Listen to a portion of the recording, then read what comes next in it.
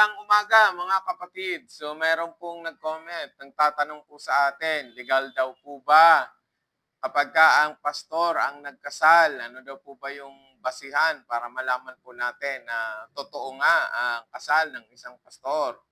So yan po yung ating sasagutin sa vlog na ito kasi po hindi lamang po sa chat at may mga nagtatanong din po sa akin, especially po no na wala pong ganong idea dahil nasanay po tayo na ang nagkakasal ay pare, ang nagkakasal ay huwes, ang nagkakasal ay mayor. So, meron pong mga tao na hindi gaano nila alam na ang pastor pala ay legal din magkasal. So, mga kapatid, sasagutin po natin ang katanungan yan. Ano po? Unang-una po, hindi po lahat ng pastor ay masasabi nating legal na kasal. Sapagkat ang masasabi mo lamang na legal ang kasal ng isang pastor kapag ang isang pastor po ay authorized po ng PSA. Meron po yung certification na binibigay at ina-apply po yan ng pastor sa PSA para po sila ay bigyan ng authorization na magkasal. So, yun po yung unang basihan. So, meaning, hindi po lahat ng pastor na nagkasal ay or hindi lahat ng pastor ay legal na magkasal, kundi yun lamang po na authorized ng PSA. Meron po yung certificate na binibigay or license para po magkasal ang isang pastor. So, hindi naman po yun doon natatapos. Iko-considered po natin, expired ba yung kanyang registration kasi nire-renew po yan, nire-renew.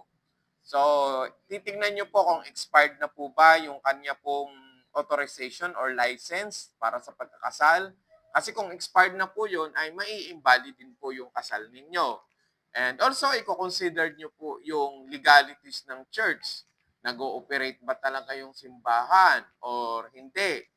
Tapos, i-consider nyo din po na i-rehistro po ba sa munisipyo yon.